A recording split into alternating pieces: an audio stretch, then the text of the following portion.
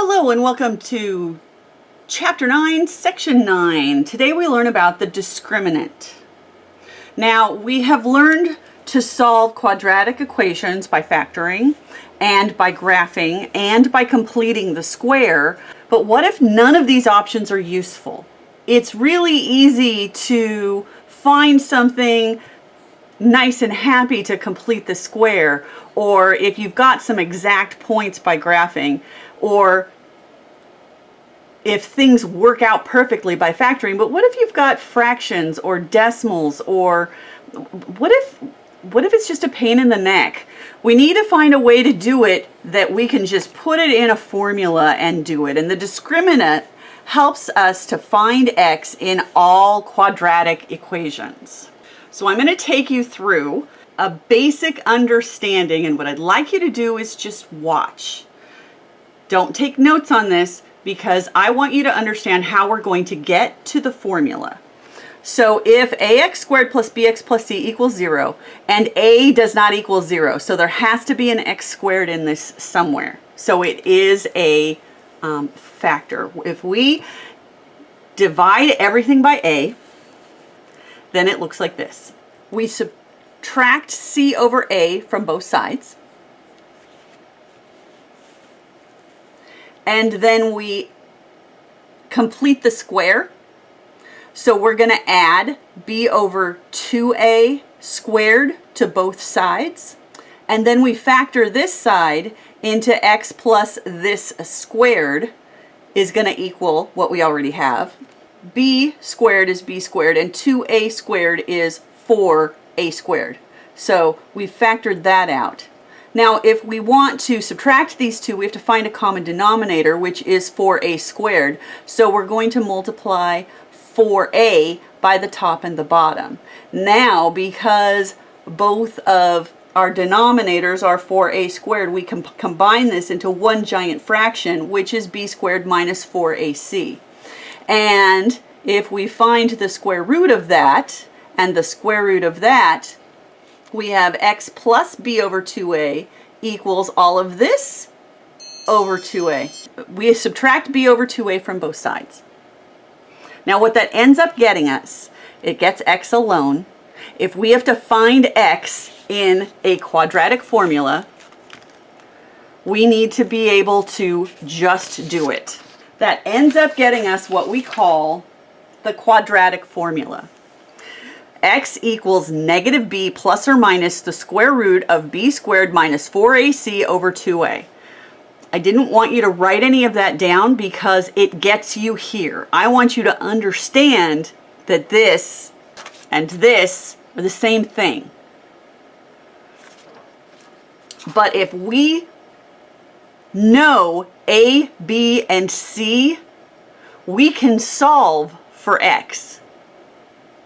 And that's our goal. So the first thing they're asking you to do is applying the quadratic formula to an actual quadratic equation and solve for x, knowing this formula. So I end up rewriting it here because it's helpful, because it's so complicated. It's helpful for me to see it. So I know that x equals negative b, negative 3, plus or minus the square root of b squared, which is 9, minus, and I'm going to put parentheses here, 4 times a times c, negative 5. And all of this is over 2 times a. And I have to solve this. And I want you to keep bringing down things. Don't just do it off to the side and stick it in. Keep bringing it down so that you can track it. This is where algebra gets complicated. This is where if you take shortcuts, you're more likely to make a mistake. So please bring this stuff down. Negative 3 plus or minus the square root of 9 minus 8 times negative 5 is plus 40 over 4. So now x equals negative 3 plus or minus the square root of 49, which is 7, over 4. So now we have to solve for both of them. X equals -7 plus 3, which is 4 over 4, which is 1, or X equals -3 minus 7, which is -10 over 4. We're going to reduce it, but we're going to leave it improper. So this is -5 over 2. And these are our two answers. It's not hard, it's just complicated. I want this to be, say, ax squared plus bx plus c equals 0. So I'm going to pull 2x over to this side. I'm going to have x squared minus 2x minus 3 equals 0. So that I can do my happy little thing. Now I know that x equals -b plus or minus the square root of b squared minus 4ac over 2a. So here x equals -b, which is -2, so -2 is 2, plus or minus the square root of b squared, which is 4, minus 4 times a times c, all over 2a, which is 2. So x equals 2 plus or minus the square root of 4 plus 12 over 2. That's 16. Square root of 16 is 4. So x equals 2 plus or minus 4 over 2. So x equals either 2 plus 4 is 6 divided by 2 is 3, or 2 minus 4 is -2 divided by 2, which is -1. And those are our two answers. Okay? Try check it out, number 1. Pause here. Do your steps and come back when you're done. So, for 1a, we have 5 plus or minus the square root of 25 minus 24 over 6. That ends up being the square root of 49. So 5 plus 7 and 5 minus 7 divided by 6 end up being 2 and -1/3. The second one, 9 plus or minus the square root of 81 plus 40 over 10. Square root of 121 is 11. 9 plus 11 or minus 11 over 10 ends up being 2 or -1/5. Please let me know if you have any questions. So what if it's not perfect? If you do have to use a calculator for something, do it at the end only. Pull all of your fractions, all of your square roots as far as you can to the end. The sooner you put them in a calculator, the sooner your calculator rounds off. And the sooner it rounds off, the more that rounding gets a little bit off. So let's try this one. We know that x equals -b plus or minus the square root of b squared minus 4ac over 2a. So x equals -b, which is -2. So we have 2 plus or minus the square root of b squared, which is 4, minus 4 times 1 times -4 over 2a. 2a is 1, so that's 2. So x equals 2 plus or minus the square root of 4 plus 16, which is 20, over 2. Now what I can do is work on factoring a 2. I can get a 4 out of this, which will get a 2 out front. If I do this, 2 plus or minus 2 times the square root of 5, because the square root of 5 and the square root of 4 equal the square root of 20. So I have factored out the square root of 4 as 2, and I've put that in the front, over 2. So now I can divide everything by 2. So I have 1 plus or minus root 5 over 1. So that's it. Now, maybe this is a good enough answer. maybe they want you to round to the nearest hundredth, in which case you put the square root of 5 in your calculator and you do 1 plus that and you do 1 minus that, and those are your two answers.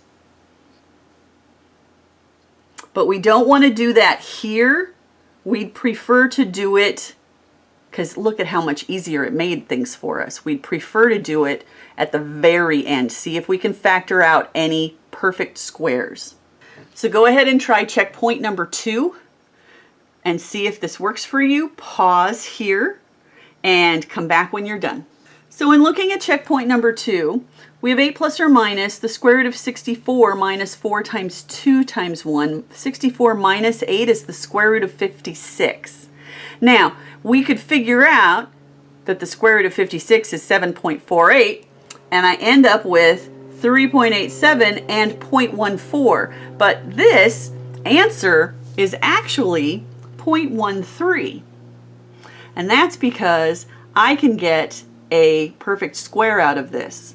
So it didn't come up to be the exact answer. If we have 8 plus or minus the square root of 56, 56, 8 times 7, right? 56 is also 2 times 4 times 7. We're going to take that 4 out. So this is 8 plus or minus 2 times the square root of 14 over 4. And now we divide everything by 2.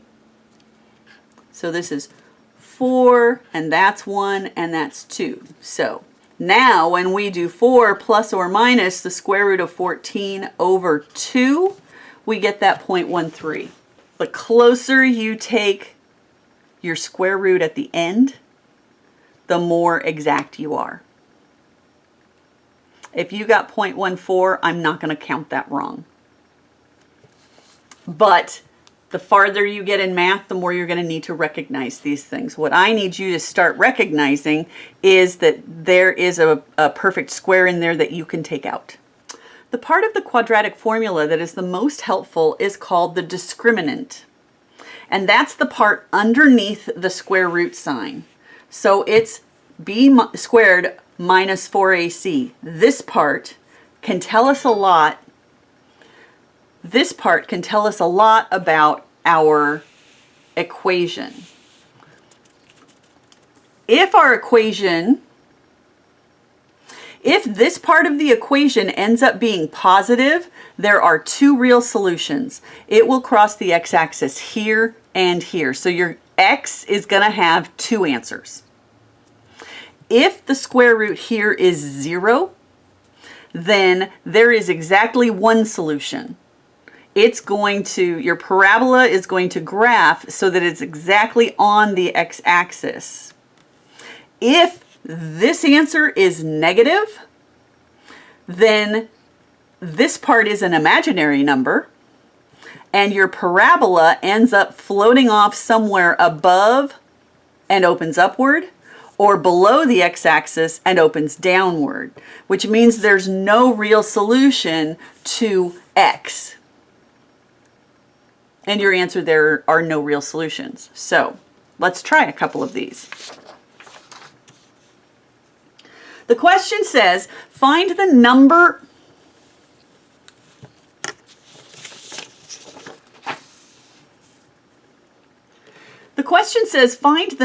of real solutions to each quadratic equation using the discriminant. So we have 3 problems here. We're just going to find out b squared minus 4ac for all 3 of these. B squared here is 100 minus 4 times a times c. 100 minus 12 times 2 is 24, is 76. So by our rules, if it's positive, there are 2 real solutions. And the question is, find the number of real solutions. This one has 2.